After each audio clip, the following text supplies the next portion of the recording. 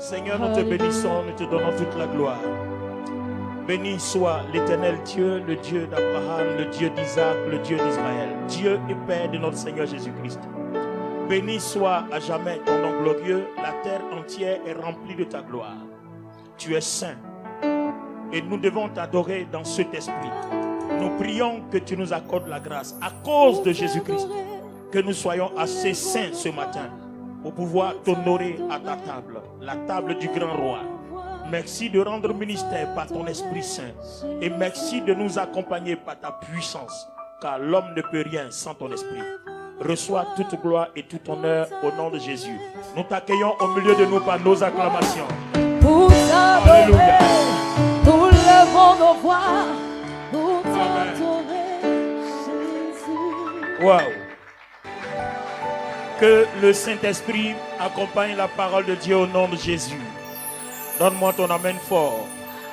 Donne-moi ton amen bien. Donne-moi un amen puissant, Église.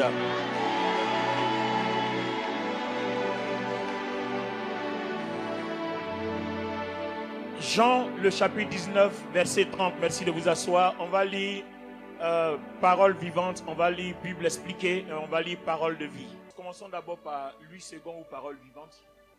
Quand Jésus eut pris le vinaigre, il dit: tout est accompli, et baissant la tête, il rendit l'esprit. Quand Jésus eut pris le vinaigre, il s'écria: tout est accompli, et baissant la tête, il rendit l'esprit. Dans d'autres versions, il mourut.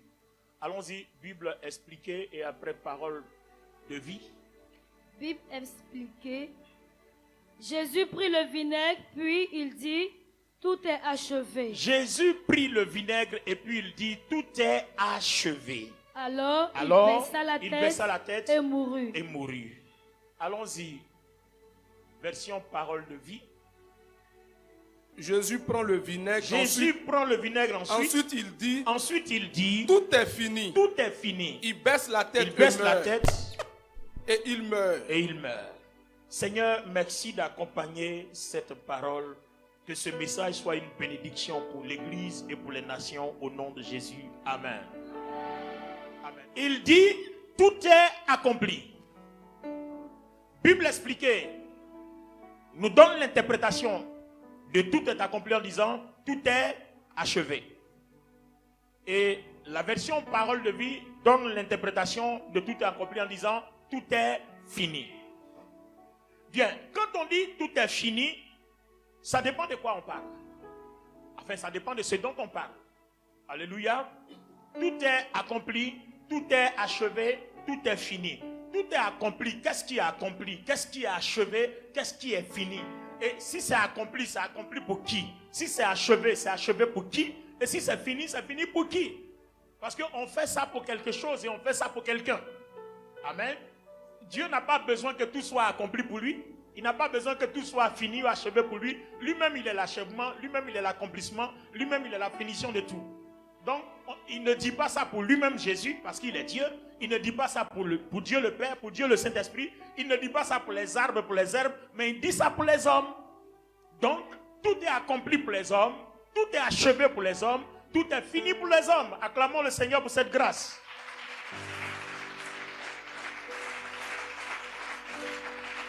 Amen. Papa, il y a une version qui dit: tout est consommé. Tout est consommé, c'est laquelle? Français courant, allons-y. Quand Jésus prit le vinaigre, il dit: tout est consommé. Tout est consommé. Et wow. Baissant la tête, il mourut. Tout est consommé, tout est achevé, tout est fini. Bien. Alors, les amis, on ne peut pas comprendre ce passage-là si on ne retourne pas en arrière. Parce que tout est achevé, tout est consommé, tout est fini. On a l'impression que c'est maintenant dans le Nouveau Testament que Dieu est en train de tout achever pour les hommes. Non, tout a été fait depuis longtemps. Donc on va mettre cette version de l'Ancien Testament en parallèle avec la version du Nouveau Testament, ce qu'on vient de lire.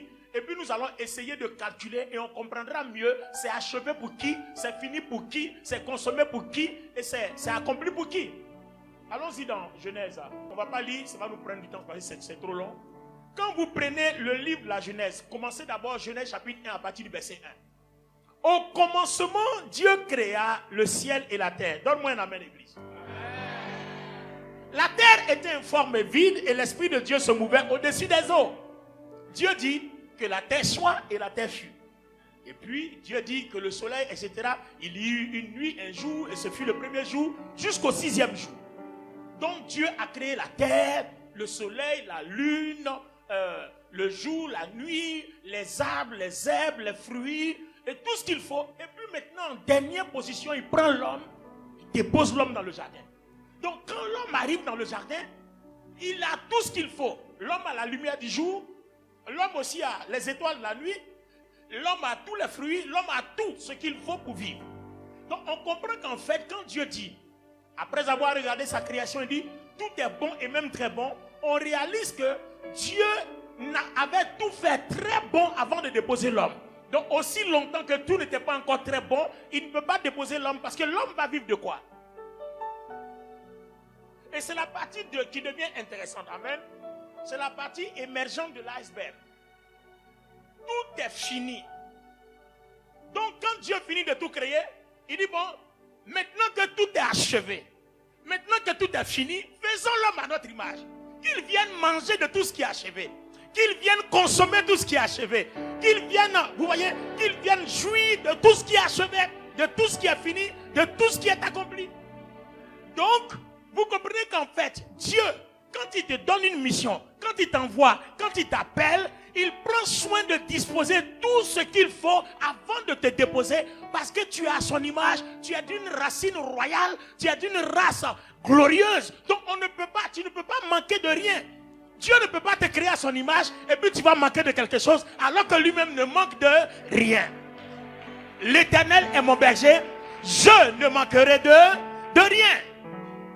Il me fait reposer dans le vert pâturage, il me dirige près des eaux paisibles.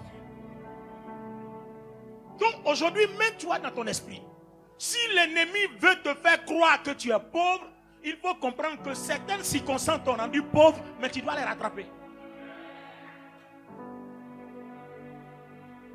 Une des choses qui n'est pas bonne dans la foi, c'est de croire que la pauvreté est un achèvement. Ce que Jésus a achevé pour toi qui as la foi, ce n'est pas la pauvreté. Dieu a tout achevé, non? On a dit à Adam, mange. Voilà, mange. Il y avait de l'eau, il y avait du poisson, il y avait de la viande, il y avait tout. Donc, Adam n'avait pas besoin d'aller à la pêche. Tout était là pour lui. Donc, on comprend le contexte dans lequel, le contexte paisible dans lequel Dieu voudrait que ses enfants vivent. Mais regardez bien. Une fois que le péché entre, Dieu va les faire sortir. Et Dieu va fermer les portes. Donc quand on ferme les portes, c'est là qu'on commence à manquer. Puisque tout ce qu'on a mis à ta disposition, tu ne les as plus à ta disposition. Maintenant, il faut aller chercher. Donc on va mettre ça en parallèle avec un autre passage. Frappez, l'on vous ouvrira. Puisque c'est fermé, si on vient frapper, on va nous ouvrir. Puisque c'est caché, si on cherche, on va trouver. Est-ce que vous comprenez? Est-ce que quelqu'un comprend? Maintenant, si on cherche, on ne trouve pas. Qu'on frappe, on ne nous ouvre pas. On dit quoi? Demandez et l'on vous donnera. Alors, celui à qui on doit demander, il nous dit maintenant, tout est accompli. C'est-à-dire, là où on a fermé, qui fait qu'on doit chercher partout, tout est disposé. Maintenant, rentre dans le contexte et puis maintenant, reçois.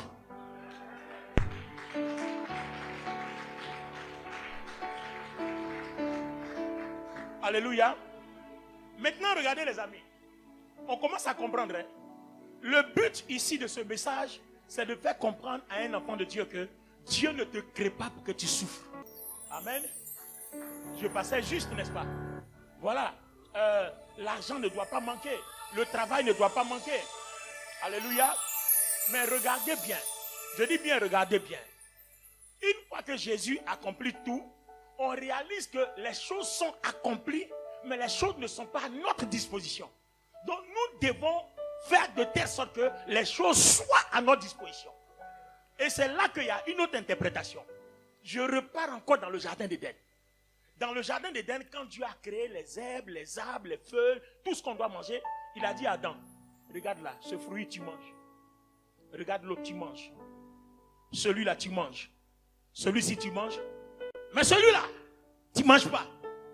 Donc vous voyez, il a montré à Adam ça, c'est pour toi. Ça, c'est pas pour toi. Donc Adam a bien vu. Mais quand toi, Jésus a tout accompli là, toi tu as vu quoi? Mais c'est pour ça qu'on est toujours dans le manque.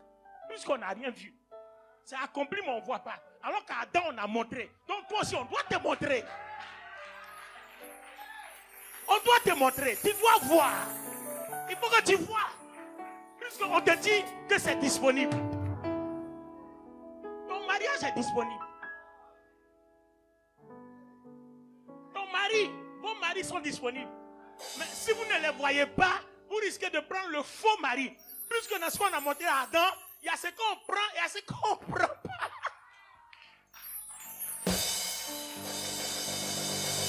Wow! Wow! Amen. I give you glory. I give you praise. Because my enemy is not fire. I give you glory. I give you praise. Because my enemy is not fire. I give you glory. I give you praise. Because my enemy is not fire. My enemy did not triumph. Did not triumph. Did not triumph. Did not triumph. Yeah, yeah, yeah, yeah. Did not triumph. Did not triumph. Yeah. Did not triumph. Aye, aye, aye. Did not triumph. I give you glory. Yeah. I give you praise. Because my enemy is not triumph. Alléluia. Alors, quand Dieu, il dit à travers Jésus, tout est accompli, ça veut dire qu'on a tout préparé. Il faut que tu vois. C'est fini. Celui qui commence à voir ce qui est préparé pour lui a mis fin à la souffrance. C'est parce qu'on ne voit pas qu'on souffre. Vous pensez que Dieu, il va te créer homme. Toi, il va te créer femme sans que ton mari existe. Mais il sait que tu as fini implicité. Il y a toujours quelque chose qui est prévu quelque part. Mais le problème, comme le diable a eu son combat, il sait qu'il y a quelque chose qui est prévu pour toi. Il va déposer autre chose devant toi. Quand tu as pris cette autre chose-là, le plan de Dieu ne peut plus se réaliser dans ta vie. Et c'est là qu'on réalise maintenant que tout est accompli à un rapport avec le combat spirituel. Donc le combat spirituel, c'est ce qu'on voit. Et comme le diable sait que si tu vois ce que tu as, alors qu'est-ce qu'il va faire? Il va combattre les yeux. Donc nous sommes dans la bataille des yeux. Qu'est-ce que tu vois et qu'est-ce que tu ne vois pas? Est-ce qu'on t'a montré le vrai ou on t'a montré le faux? Dolce Gabbana, il y a son vrai et puis il y a sa contrefaçon. Donc alors, ce que tu as, que tu appelles la volonté de Dieu, c'est le vrai ou c'est la contrefaçon? Et généralement, les deux se ressemblent. Mais le problème, c'est que quand ça se ressemble comme deux gouttes d'eau, il faut être connaisseur.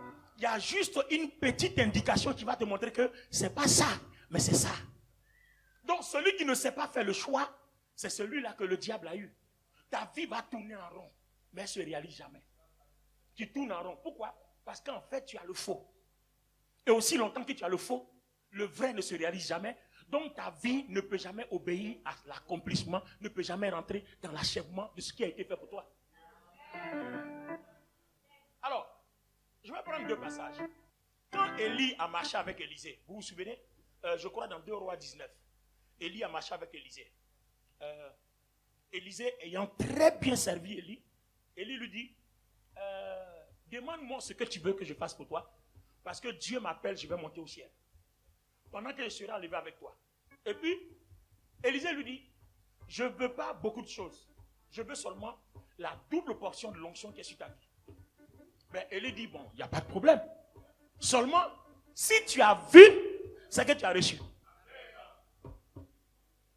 Si tes yeux ont vu, c'est que c'est pour toi.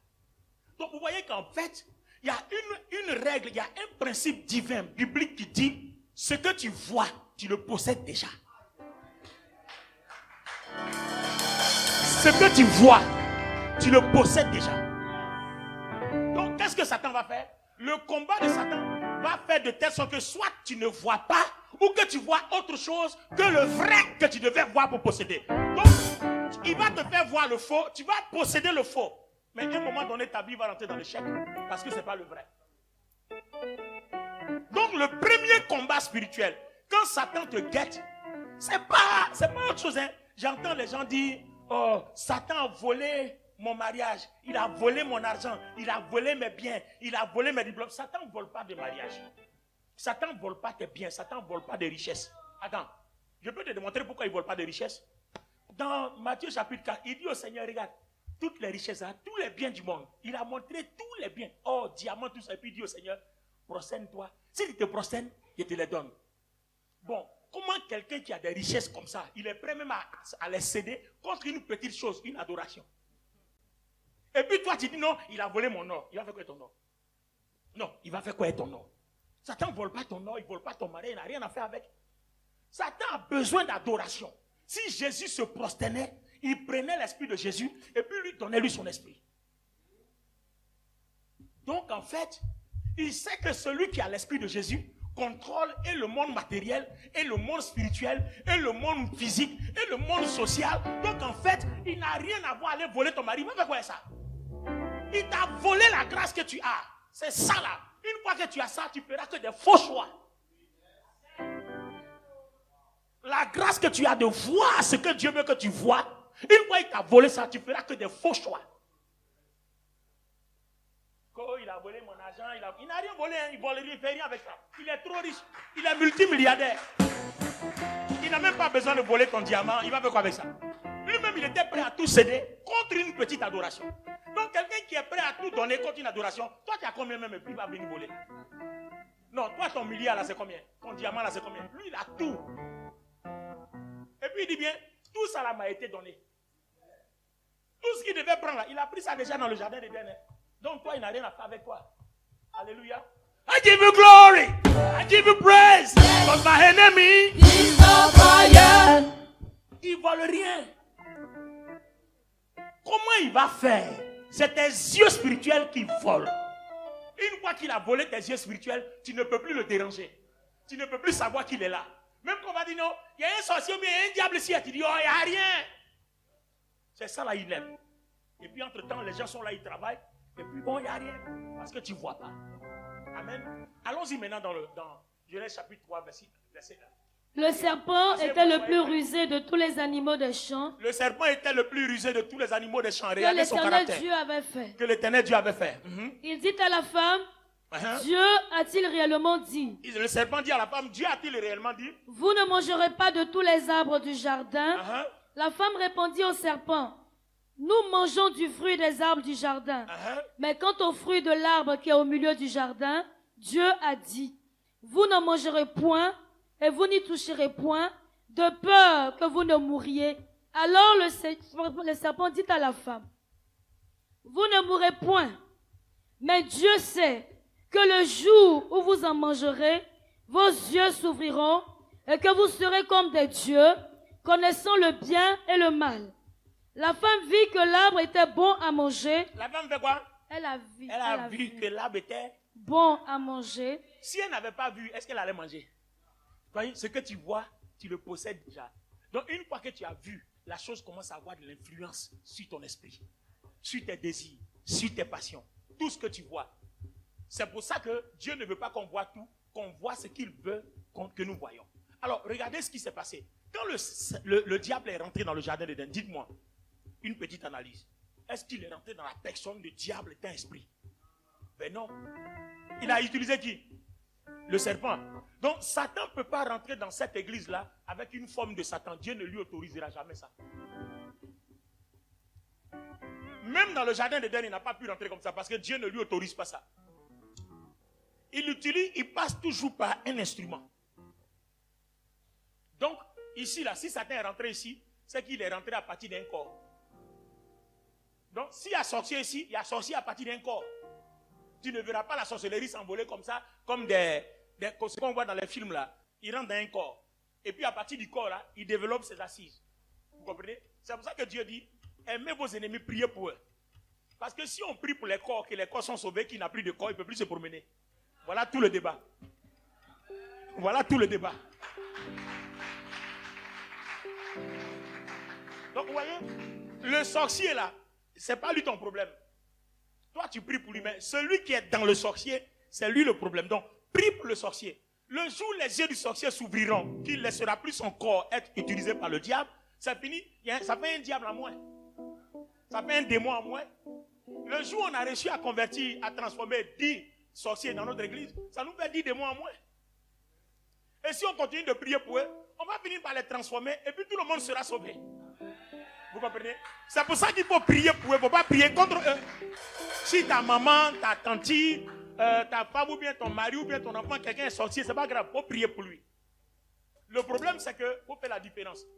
Dieu n'a pas dit, quand on dit prier pour vos ennemis là, il n'a pas dit d'aller manger avec eux ou bien d'aller dormir avec eux. Quelqu'un qui est dangereux, c'est toi qui es converti, mais lui n'est pas encore converti. Hein. Lui il a un démon qui va atteindre un but. Tu t'amuses à dormir avec lui, il va te tuer. Tu t'amuses à manger ou bien à boire dans le même verre avec lui, il va t'empoisonner, il va te tuer. On dit de prier pour lui, on n'a pas dit d'être camarade avec lui. Même dans la Bible, là, Dieu n'est pas camarade avec tout le monde. Même Dieu qui dit de prier pour nos ennemis là, il parle à Lucifer. Mais les deux n'habitent plus au ciel ensemble. Non, non, tu n'as pas compris. Tu n'as pas compris. Dieu parle à Lucifer. Satan se promène, il vient. Il dit, d'où viens-tu mon petit? Il dit, je viens de parcourir la terre. Il dit, mais tu as vu mon serviteur Job? Il dit, oh, c'est parce que tu l'as béni. Donc Dieu cause à lui. Donc, il vient, il se présente, mais les deux n'habitent plus ensemble. Pourquoi? Parce qu'il est dangereux. Donc, je sais que tu ne m'aimes pas. Je ne vais pas marcher avec toi. Je ne vais pas manger avec toi. Mais je ne vais pas aussi te haïr, te détester parce que je n'ai pas ce droit-là. Dieu dit de t'aimer et de prier pour toi. Mais il n'a pas dit que cet amour-là, d'aller prendre pour manger avec toi dans la même assiette. Donc vous voyez que le verset là est différent. Manger avec son ennemi et puis prier pour son ennemi, aimer son ennemi, ça fait deux choses. Toi, tu ne seras pas dangereux pour lui. Mais lui n'a pas encore renoncé puisqu'il n'est pas encore délivré. Il a un objectif à atteindre qui va atteindre coûte que coûte. Donc à toi de surveiller tes arrières. On est ensemble. Ça va, ça va, ça va, ça va. En même temps, mais quand tu viens là, il faut passer au ça va, au passé. I don't want problem. I want peace. Au passé. Vous voyez? C'est comme ça. Maintenant, tu sais que lui là, Dieu t'a dit, c'est ton ennemi, il va te tuer. Et puis quand tu as fini, ça va. Donc toi, tu es plus amour que Dieu. Et envoyez le gars par là. Et puis vous êtes en train de manger. Il ne faut pas te tromper, puis tu as fait comme ça. Le gars, il fait, oh, tu reviens là. Le plat a changé.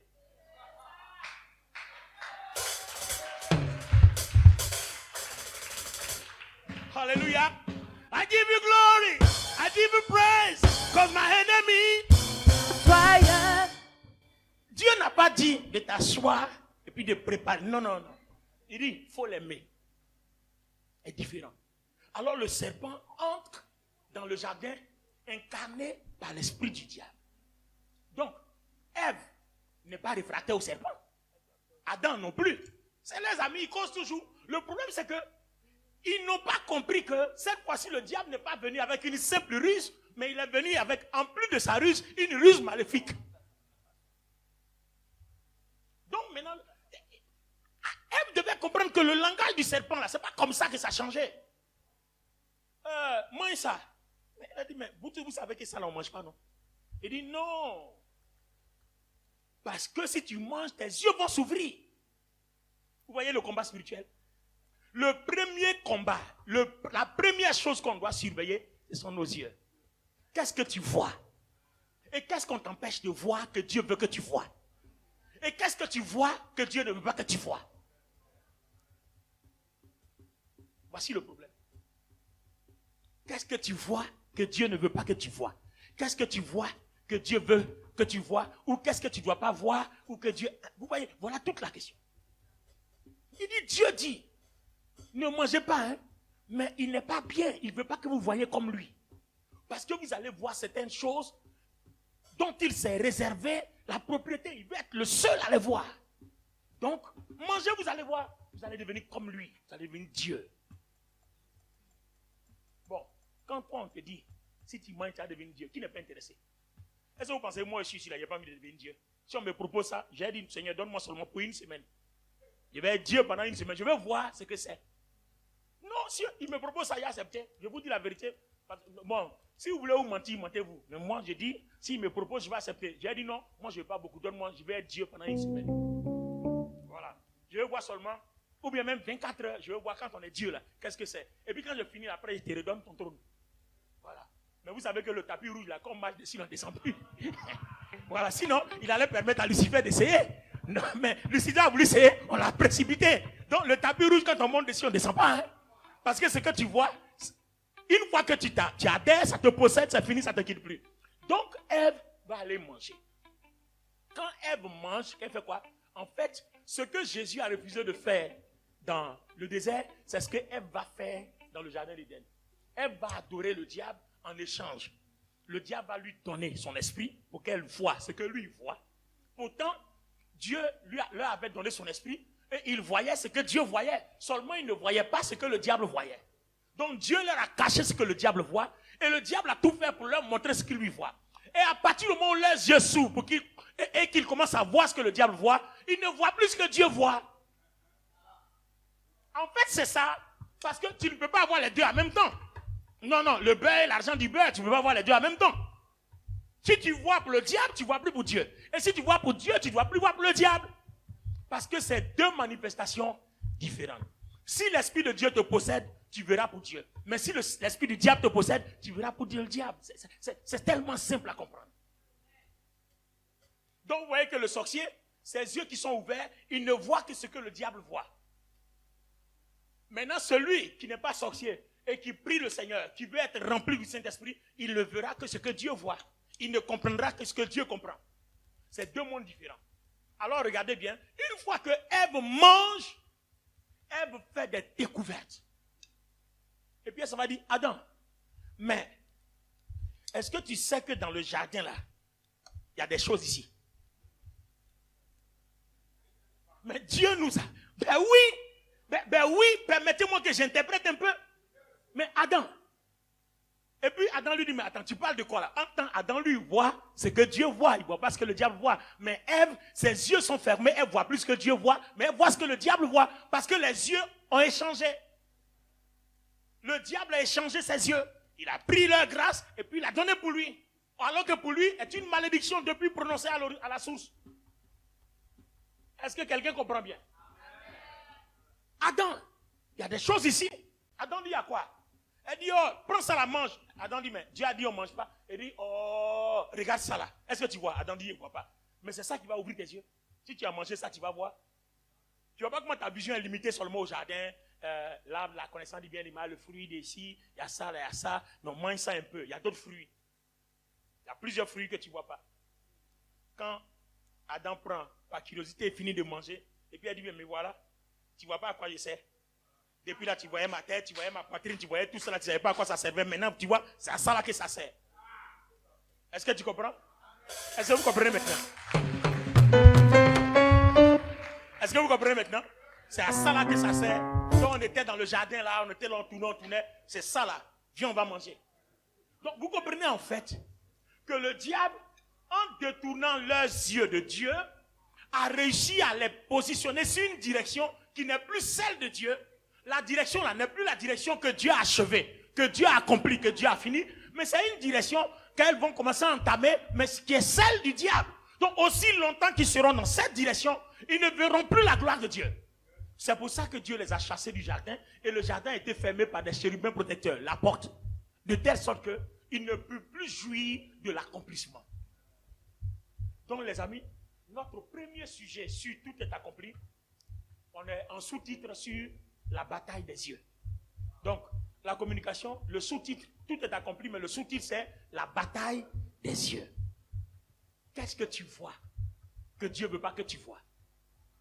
Ou bien qu'est-ce que tu vois que Dieu veut que tu vois? Ou qu'est-ce que tu vois que Dieu ne veut pas que tu vois? Ou qu'est-ce que tu ne vois pas que Dieu voudrait que tu vois? La bataille des yeux. Donc, ce que tu vois, c'est ce qui est pour toi. Ève a vu la séduction diabolique, c'est devenu son partage. Adam a vu aussi la séduction diabolique, c'est devenu son partage. Et la gloire de Dieu leur a été fermée. Alors nous allons prier ce matin. Alléluia. le message n'est pas fini. Hein. Je suis venu juste introduire la bataille des yeux. Donc le débat va commencer dimanche prochain. Le débat va commencer. On va aller en profondeur. Je suis venu introduire la bataille des yeux. Vous comprenez pourquoi vous ne devez pas voir trop de choses. Quand toi tu es un homme, tu es en train de passer, et puis tu te trompes, tu vois une femme nue. Et puis tu es là, quand de quitter là, et puis tu t'assois, tu as regardé comme ça. C'est ça qu'on a montré à Ève et puis à Adam là. Tu t'assois, tu as regardé. Et quand tu regardes là, dès que tu t'assois, ça tourne dans ta tête. Ça tourne dans ta tête. Ça va devenir une musique. C'est un film, c'est un feuilleton qui va tourner jusqu'à. Ce que tu ne voulais pas là. Ça va venir. Pardon, excusez-moi. Excusez-toi quoi? Ce que tu as vu, c'est ce que tu as reçu. Et vice versa. Tu as vu un homme nu. C'est la même chose. C'est comme par exemple quelqu'un aussi, c'est dans le domaine de la séduction, quelqu'un aussi on te montre l'argent. Hein, tu marches comme ça et puis le diable fait quoi? Il dépose une valise d'argent. Ça y est là. Alors que c'est un piège diabolique. Dès que tu as pris ça là, tout sera malédiction. Donc quand tu arrives, quand tu regardes là, tu passes. Vous pensez que sur la terre là, quelqu'un va venir déposer valise d'argent. L'argent gagnant souffrant là. Quelqu'un a pris et puis va venir déposer comme ça. Et puis toi tu prends, tu ne te poses pas de problème. Et puis tu dis gloire à Dieu qui règne dans les cieux. Ça l'on dit pas alléluia. Ça l'on dit pas alléluia. L'argent qu'on gagne difficilement. Toi quelqu'un va mettre ça comme ça. Et puis tu vois, et puis tu es content. Tu ne te poses pas de questions. C'est une histoire que certainement beaucoup connaissent. La jeune fille arrivée dans la ville, il y avait un joli garçon dans le quartier. Toi, tu rentres dans un endroit, tu trouves une jolie femme qui a l'âge de se marier et puis personne ne la marie. Ou bien tu trouves un bel homme qui a l'âge de se marier et puis n'est pas marié. Et puis toi, tu ne poses pas de questions. Tu arrives, tu prends. Tu penses que ça t'attendait? Il faut demander pourquoi c'est libre. Ah, vous comprenez maintenant? Il faut demander pourquoi c'est libre. Tu ne demandes pas pourquoi c'est libre. Non, toi, tu as eu pour toi et puis tu vas sauter dessus. Mais c'est ce qui nous tue en fait. Il faut demander pourquoi c'est libre. Le jeune homme approche la fille. La fille est contente. Elle va narguer maintenant les jeunes filles du quartier là. Et puis les jeunes filles du quartier là, personne ne parle parce qu'en fait le jeune homme était séropositif. Donc tout le monde sait. Donc quand il drague les filles, personne n'a envie de faire chemin avec lui. Vous comprenez? Mais elle ne sait pas. Donc, quand vous arrivez quelque part, la première des choses, c'est de se renseigner.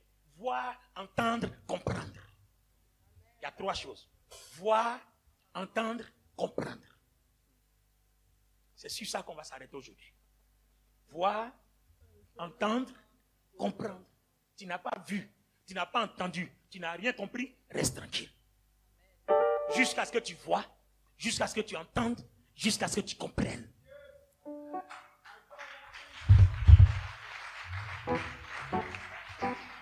I give you glory. I give you praise. Yes. For my enemy.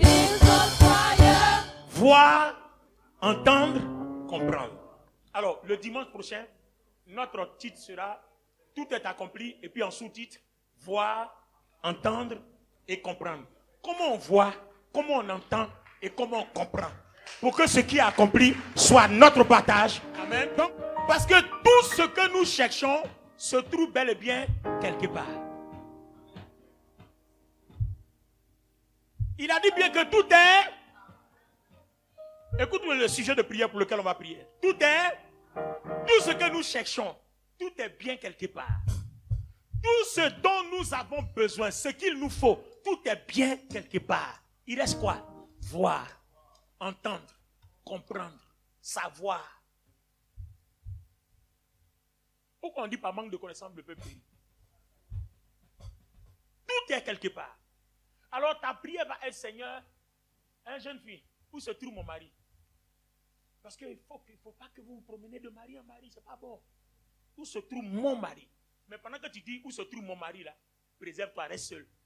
Ben, si tu es avec quelqu'un, tu dis où se trouve mon mari, on ne peut plus te répondre. Tu es derrière avec quelqu'un. Bon, je ne parle pas de vous, hein. Je passais par là. Prophète Grâce, essayez de parler d'elle. Non, je ne parle pas d'elle, je passais par là. Je donne juste des conseils. Donc quand tu dis à Dieu, où se trouve mon mari? Pendant ce temps-là, il faut être seul. Mais tu es avec quelqu'un qui te dit où se trouve mon mari. Il ne va pas te répondre. Donc même si c'est le faux là, il ne va pas te répondre. Le jour où tu seras seul, tu dis Seigneur, je suis seul. Où est mon mari? s'il est au Canada, s'il est en Amérique, s'il est quelque part, à force de lui demander, il va finir par te montrer. Mais tu ne peux pas être occupé et puis tu dis, où est mon mari? Non, est-ce que Dieu parle à quelqu'un? Non, est-ce que Dieu parle à quelqu'un?